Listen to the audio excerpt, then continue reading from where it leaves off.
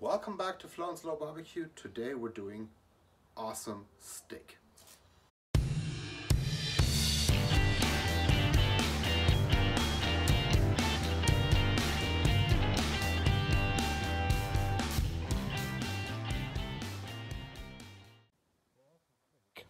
You need awesome steak.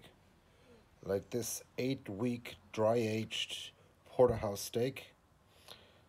And if you have something this special, you don't want to mess up the cook. So what else do we have? Some vegetable oil, some freshly cracked pepper, a paper towel, and a brush. Pretty much all you need. The game plan is pretty easy. We have our Weber kettle, it's a 26, with the Sloan Sear XL. Got some coals getting ready, about 15 to 20. We are going to reverse sear the steak. So place the coals in here, put the steak on the indirect side, let it warm up to about 115, and then give it a sear using the cold grate technique. I have dry brined this steak yesterday. I sprinkled some salt on it, and you can see the dark red color it's gotten. It stayed in the fridge uncovered overnight, and it has a nice dry surface which will help with browning later.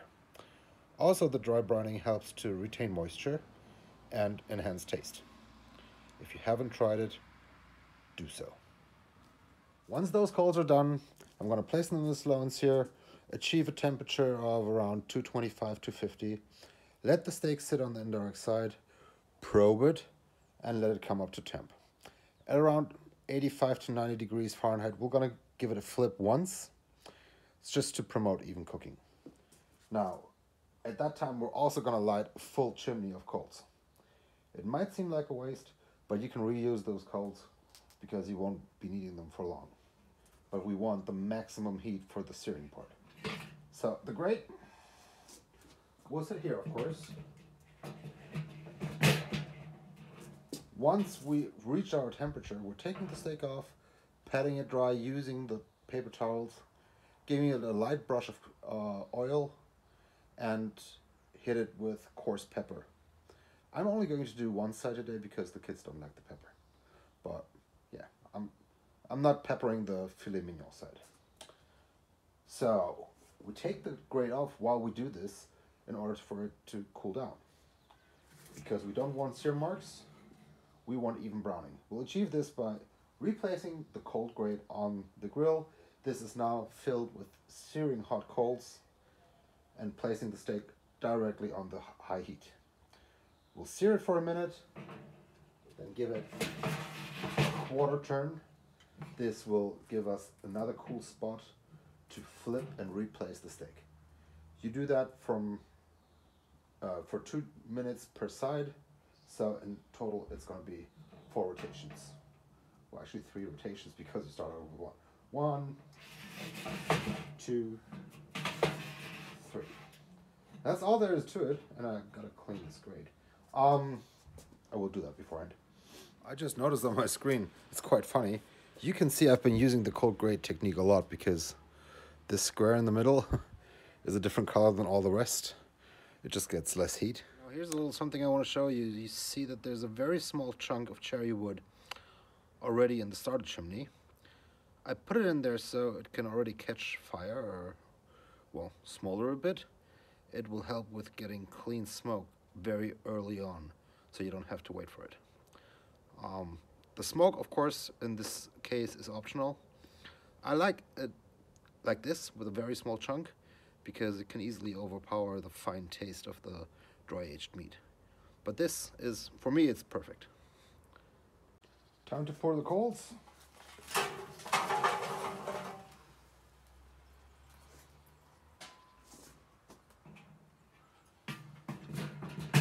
And getting this pit up to temperature.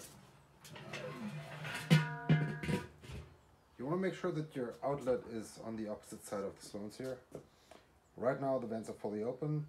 Once I hit around 200 degrees Fahrenheit, I'm going to start closing these down to stay at a stable 225. It's only been a few minutes, but the temp is at 225.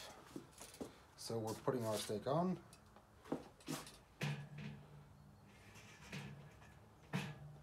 And since I'm a bit of a geek, I probe both sides. So the tenderloin side and the roast beef side. We're at about 90 degrees, so it's time to light a few more coals.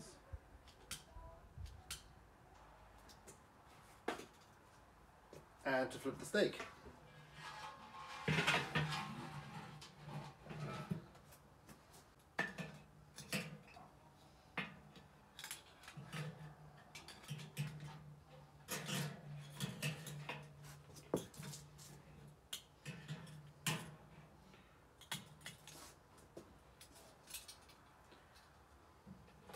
I was getting very different readings on tenderloin and roast beef, and just to make sure it's not the probes, and I should be wearing gloves, I'll replace them.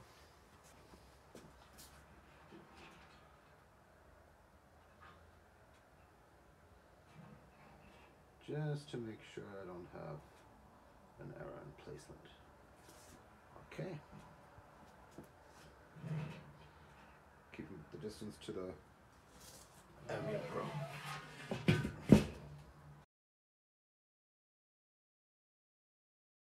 Let's change our setup. We won't be needing these anymore. Also not this one. The steak comes off.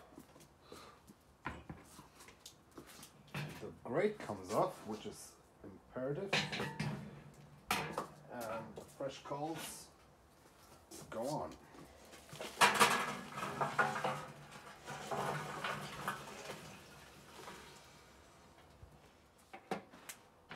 We're petting this dry because we don't want any excess moisture on the surface.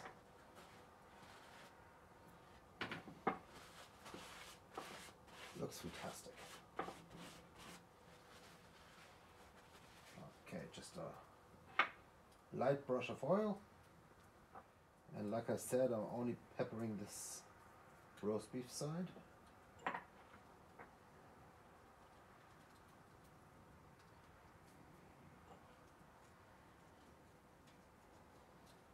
This will form a nice crust. And the other side. I'm replacing the cold grate onto the grill and putting the steak on straight away. And I will fast forward this now.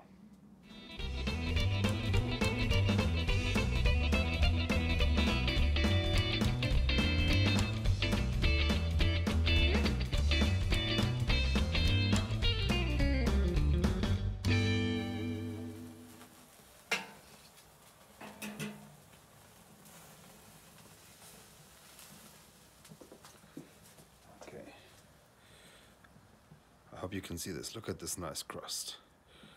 I'm taking this out inside. We're gonna eat it. I'm gonna take some pictures and be back with the verdict later.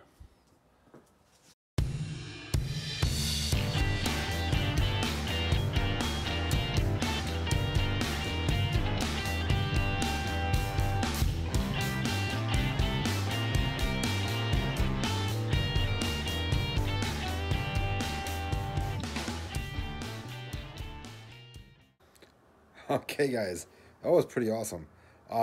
We just finished dinner, and as you can see, we like our steaks a bit on the raw side of medium rare. And what can I say? It tasted awesome. Cold grate technique, hands down best method to do steaks. Keep cooking. Thanks for watching. See you next time.